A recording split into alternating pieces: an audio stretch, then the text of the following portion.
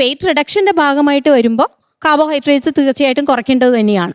പക്ഷേ അതൊരു 40% അവരുടെ ഹൈറ്റ് വെയിറ്റ് നോക്കിയിട്ട് നമ്മൾ കാലറി കാൽക്കുലേറ്റ് ചെയ്ത് അത് 50% താഴെ കൊണ്ടുവരണോ വേണ്ടയോ എന്ന് നമ്മൾ നോക്കിയതിന് ശേഷം അവരുടെ അപ്പോഴത്തെ ഹെൽത്ത് സ്റ്റാറ്റസും കൂടെ നോക്കി അപ്പോൾ ആനുപാതികമായി പ്രോട്ടീൻ കൂട്ടുക.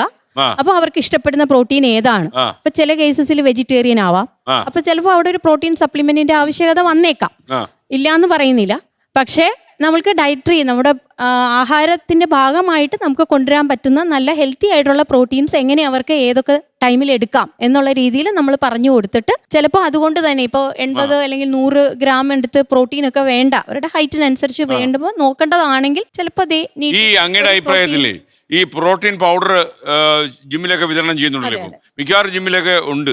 അപ്പൊ വിതരണം ചെയ്യുന്ന ഒരാളിവിടെ ഉണ്ട്, അജിന്ത്. അപ്പം അതെങ്ങനെയാ, അത് വേണമെന്നാണോ? ഡയറ്റീഷ്യൻ ആയിരിക്കുമ്പോൾ പ്രോട്ടീനെ എനിക്ക് ഒരിക്കലും വേണ്ട എന്ന് പറയാൻ പറ്റില്ല.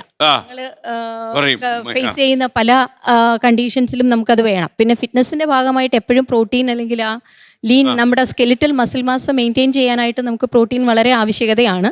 അപ്പം ഞാനീ പറഞ്ഞതുപോലെ ഫുഡിൽ നിന്ന് പ്രോട്ടീൻ കഴിയാവുന്നതും മീറ്റ് ചെയ്യാൻ പറ്റാത്തവരാണെങ്കിൽ അവർക്കൊരു പ്യുവർ ആയിട്ടുള്ള വേ പ്രോട്ടീൻ ആണെങ്കിൽ നമ്മൾ സജസ്റ്റ് ചെയ്ത് കൊടുക്കാറുണ്ട്.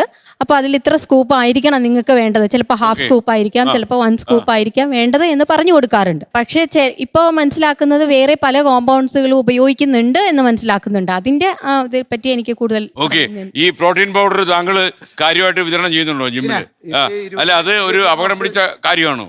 ഇല്ല, അപകടം പിടിച്ച കാര്യമൊന്നുമില്ല. അത് അതിന്റെ സോഴ്സ് എന്ന് പറഞ്ഞാൽ മിൽക്ക് തന്നെയാണ്. ഒരു പൗഡറിന്റെ സോഴ്സ് എന്ന് പറഞ്ഞാൽ മിൽക്ക്. എന്തിനാ അത് കൊടുക്കുന്നത്? ഇത് നമുക്ക് ഇപ്പൊ പ്രോട്ടീൻ നമുക്ക് നീഡ്സ് മീറ്റ് ചെയ്യാൻ പറ്റില്ല. ഫുഡിൽ നിന്ന് ഇപ്പൊ നമ്മൾ ഒരാൾക്ക് ഒരു ബോഡി വെയിറ്റ് ഒരു 60 അല്ലെങ്കിൽ 70 കിലോ ബോഡി വെയിറ്റിന് ഒരു മിനിമം ഒരു 60 ഗ്രാമെങ്കിലും പ്രോട്ടീൻ വേണം, അല്ല 70 ഗ്രാം പ്രോട്ടീൻ വേണം. ഇത് നമ്മൾ ഫുഡിൽ നിന്ന് കൺസ്യൂം ചെയ്യുമ്പോഴത്തേക്ക് അതിൽ നമുക്ക് കുറേ ഫാറ്റും കുറേ ആവശ്യമില്ലാത്ത സാധനങ്ങൾ കിട്ടും. അപ്പോൾ ഇതിനെ എളുപ്പത്തിൽ ഒരു സ്കൂപ്പ് എടുത്ത് ഇടുക, വെള്ളത്തിൽ കലക്കുക, പാലിൽ കുടിക്കുക, കാര്യം കഴിഞ്ഞു. പക്ഷെ ഇത് വേറെ ഇതിന്റെ കാര്യങ്ങൾ നമ്മൾ എല്ലാവരും സജസ്റ്റ് ചെയ്യണത് ഇതൊരു നമ്മൾ റൊട്ടീനായിട്ട് കൊണ്ടുപോകേണ്ട കാര്യങ്ങളല്ല. ഞാൻ ഇതിന്റെ സെല്ലറാണ്, 20 വർഷമായിട്ട് 4 സ്റ്റോറുണ്ട്, മാനുഫാക്ചറിംഗ് ഉണ്ട്. നമ്മൾ അത്യാവശ്യം എല്ലായിടത്തും സപ്ലൈ ഉണ്ട്. ഡെൽറ്റ നല്ലൊരു കച്ചവടക്കാരൻ. 23 വർഷമായിട്ട് മാർക്കറ്റിൽ നിൽക്കാന്ന് പറയുമ്പോഴത്തേക്ക് നോർമൽ ഒരു പേഴ്സൺ നിൽക്കില്ല. ഞാനൊരു സംശയം ചോദിച്ചോട്ടെ. 2023 സ്റ്റഡി അനുസരിച്ചിട്ട് 90% ഓഫ് പ്രോട്ടീൻ സപ്ലിമെന്റ്സും ഫേക്ക് ആണെന്ന് പ്രൂവ് ആയിട്ടുണ്ട്. അങ്ങനെ നോക്കുമ്പോ ഒരു ഡയറ്റീഷ്യന്റെ പ്രിസ്ക്രിപ്ഷനിൽ എഴുതി കൊടുക്കണ പ്രോട്ടീൻസ് അല്ലാണ്ട് പുറത്തുള്ള സെയിലേഴ്സിന് എന്ത് അധികാരത്തിലാണ് അവർ പ്രോട്ടീൻ സെയിൽ ചെയ്യുന്നത്? ഇതിന്റെ പ്രശ്നം എന്താന്ന് വെച്ചില്ലേ, ആർക്കും എന്തും പറയാം. പക്ഷെ ഈ ഫേക്ക് എന്ന് പറയുമ്പോൾ അവരൊരു ഇല്ല അങ്ങനെയില്ല. അതിന്റെ സ്റ്റഡി റിപ്പോർട്ട് ഉണ്ട്, വേണമെങ്കിൽ സബ്മിറ്റ് ചെയ്യാൻ. പക്ഷെ ഞാൻ അതിന്റെ കാര്യം പറഞ്ഞതാ.